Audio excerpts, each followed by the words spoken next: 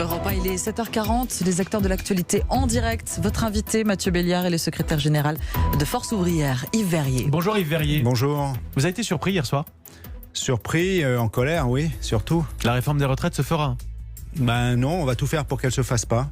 Moi, je vais m'adresser tout de suite à mes homologues des 4 autres confédérations syndicales. Très récemment, on était ensemble, d'ailleurs, y compris avec les organisations patronales, à dire très clairement, quels que soient les considérants des uns et des autres, que ce n'était vraiment pas le moment de remettre ce dossier sur la table, à l'actualité. On est confronté à une crise sanitaire qui n'est pas derrière nous. Le président de la République, d'ailleurs, le rappelle même dans son interview. On est confronté à une crise sociale majeure. Moi, mes camarades dans toutes les entreprises, dans l'aéronautique en ce moment en particulier, dans l'aérien, dans l'automobile, se bagarrent pour éviter les départs contraints. Et tout ce que le gouvernement, le président de la République nous dit, eh ben, on va remettre sur la table, travailler plus longtemps, une réforme des retraites qui sera pas... C'est à quoi vous oppose le président de la République dans son interview dans la presse régionale, que cette réforme des retraites, ce système par points universel, il aurait bénéficié en premier lieu aux caissières, aux livreurs, à ceux qu'on a appelés la deuxième ligne dans la crise du Covid. Ben, vous savez, ça fait plusieurs fois. Déjà, la première ligne, c'est laborieux. Le président de la République nous parle de quelques centaines d'euros. Pour le moment, ils ne sont pas là sur la table, premièrement. Deuxièmement, la deuxième ligne, on attendait, et moi ça fait plusieurs fois, je l'ai encore dit au président de la République l'autre jour, quand il nous a reçus, qu'on attendait des réponses à la hauteur pour les caissières, les livreurs, les services à domicile. La hauteur, c'est les salaires ? Une revalorisation conséquente des salaires, une reconsidération générale de ce type d'emploi, qui sont des emplois au SMIC, précaires, souvent à temps partiel. Et là, qu'est-ce qu'on est en train de leur dire? La réponse est dans 43 ans, vous aurez peut-être un minimum de pension à 85% du SMIC. Mais Yves Verrier, alors je vais me faire l'avocat du président un instant. Vous préférez la durée de cotisation, l'allongement de la durée de cotisation ou l'âge pivot, l'âge d'équilibre?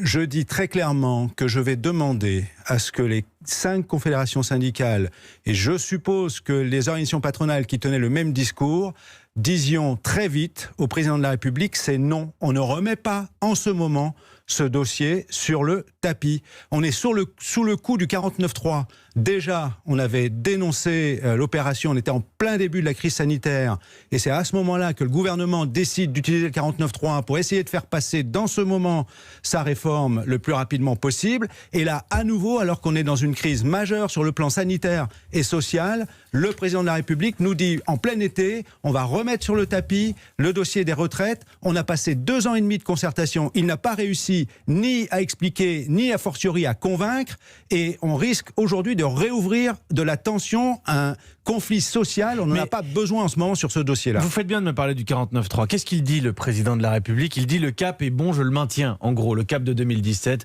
mais je veux bien qu'on revoie la méthode. Là, il est en train de vous dire le 49.3, tout ce qui s'est passé ces derniers mois, les grèves aussi, on oublie, on se remet autour de la table, et cet été, on trouve une réforme des retraites qui permette de tenir l'engagement présidentiel. Non mais écoutez, on oublie quoi? Sur l'âge pivot, il dit ça reste. Sur la durée de cotisation, il dit ça reste. Le travailler plus longtemps, il n'est pas aussi clair que ça, Yves Verrier. Et il nous redit que sa réforme, ce qu'il dit lui, ce qui est faux, j'ai passé mon temps à le démontrer pendant 6 mois sur tous les plateaux, radio, télé, journaux, qu'elle serait profitable aux travailleurs précaires, c'est faux. Alors, donc son système, il est en l'état, c'est ce que je comprends. Et moi, je dis à tous les 5 confédérations, il faut qu'on lui dise non. Alors, deux éléments sur la réforme des retraites avant de passer à autre chose, parce qu'il y a beaucoup d'actualités sociales, évidemment. Simplement, Force Ouvrière ne sera pas autour de la table cet été? Je ne sais pas de quelle table.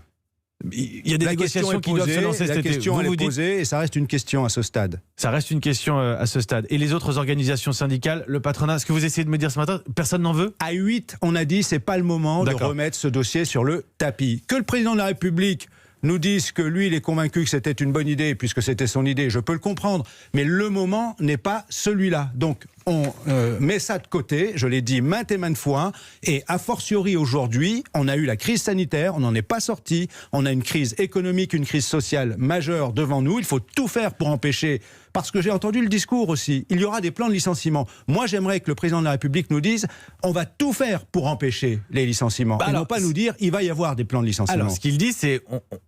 C'est au présent, c'est pas on va tout faire. Il dit il y a des plans sociaux et il y en aura, et il explique que les méthodes du gouvernement, les choix du gouvernement ont permis de réduire, par exemple, le plan social chez Airbus. Ça aurait pu être pire, Yves Verrier. mes camarades considèrent qu'aujourd'hui, il y a à l'évidence de l'effet d'aubaine. On parie sur le fait, Airbus, c'est un des fleurons de l'industrie en France. On ne cesse de parler, de préserver, de relocaliser de l'industrie. Jusqu'alors, c'était une industrie en pleine expansion. Si on passe la crise sanitaire, si on vient à bout du Covid, par un vaccin, par un traitement, que c'est derrière nous, il n'y a aucune raison que ça ne reparte pas. Tous les experts vous disent, Yves Verrier, il n'y a aucune raison de revoir emplois, un secteur. les compétences. Non mais préserver les emplois, c'est bien l'enjeu essentiel, en l'occurrence dans ces secteurs-là. Mais tous les experts vous le disent, le secteur aérien ne va pas repartir avant 2022-2023. Qui va acheter un avion à Airbus ? Mais dans le moment présent, il faut préserver les emplois, préserver les compétences, parier sur la reprise. Tous les syndicats aujourd'hui se bagarrent pour éviter des départs contraints, mais à l'arrivée, ça fera quand même des départs, même s'ils ne sont pas contraints, sans compter les milliers d'intérimaires qui sont sur le carreau aujourd'hui, parce qu'on n'en parle pas, mais ça, c'est une réalité. Et derrière, la chaîne de sous-traitance. Donc, on a beaucoup d'inquiétudes. On parle des suppressions d'emplois à Airbus, les 5000, 3500, on va voir ce que ça va devenir au final, mais derrière, il y a toute la chaîne de sous-traitance. Donc, il y a de quoi être inquiet. Ici. Et c'est en ce moment qu'on nous dit on va remettre le dossier de la retraite parce qu'il va falloir travailler plus longtemps. Mais déjà, ce qu'il faudrait, c'est assurer à tout le monde un travail, aux jeunes en particulier. Aux jeunes, on est en train de leur dire ça va être difficile, on va essayer de faire en sorte que vous puissiez rentrer en apprentissage, en contrat de professionnalisation, ok.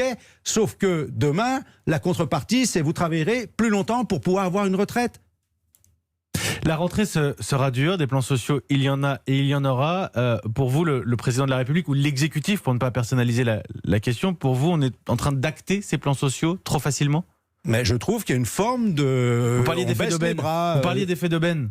Oui, il y a des effets d'aubaine, on le sait. À l'évidence, tous les plans qui tombent en ce moment, ça n'est pas tant la crise, c'est utiliser la crise pour faire passer des restructurations qui étaient dans les tuyaux. Et y compris à Airbus, mes camarades ont le sentiment que l'entreprise, au-delà de la crise sanitaire et de son impact immédiat sur les chaînes de production, puisque effectivement on ne produit pas d'avions en ce moment, ont le sentiment qu'il y a en réalité une restructuration d'ensemble qui vise à faire de l'économie sur les emplois. Yves Verrier, le Ségur de la santé, il devait s'achever aujourd'hui, il va continuer parce qu'on n'est pas d'accord. Les syndicats disent il n'y a pas assez d'argent sur la table. On en est à 7 milliards d'euros. C'est combien assez d'argent, Yves Verrier ? Assez d'argent, la revendication, c'est pour tous, soignants, non soignants. Les syndicats ont posé une revendication de l'ordre de 300 euros qui correspond à pas tout à fait l'alignement d'ailleurs pour les soignants sur ce qui se pratique ailleurs en Europe, mais qui permettent de redonner confiance aux salariés, rendre attractifs les professions dont on a besoin. Moi, j'entends le président de la République nous parler dans l'interview de quelques centaines d'euros. On n'y est pas encore dans la négociation sur les quelques centaines d'euros, donc la négociation va continuer. J'espère qu'on va finir par l'entendre. C'est laborieux du côté du gouvernement. Non, justement, on est à 7 milliards d'euros aujourd'hui. Il faudrait aboutir à combien ? Je sais que ça paraît un peu caricatural comme ça, mais en faisant l'addition, il faudrait aboutir à combien pour que ce Ségur soit satisfaisant à vos yeux ? Tout dépend de ce qu'on met dans le périmètre des 6, 7, 8, 9 milliards. Tout dépend si on parle de l'hôpital ou si on y intègre le secteur privé, l'ensemble des EHPAD, parce qu'il ne faut pas les oublier. Donc tout va dépendre de la façon dont c'est négocié. Donc l'enveloppe dans son ensemble sera organisée et répartie. Si c'est comme aujourd'hui 6 milliards pour tout le monde, ça ne le fait pas. On est à quelques dizaines d'euros, une centaine d'euros maximum. Et donc ça ne le fait pas. Est-ce que je trouve absolument pas correct, y compris dans l'interview du président de la République, c'est qu'il semble associer la revalorisation à une forme d'intéressement. Là où les personnels des hôpitaux, de la santé en général, se sont donnés sans compter pendant la crise sanitaire, y compris au risque même de leur propre santé. Je ne trouve pas ça correct que de leur dire aujourd'hui ce sera associé à une forme d'intéressement. Yves Verrier, merci beaucoup.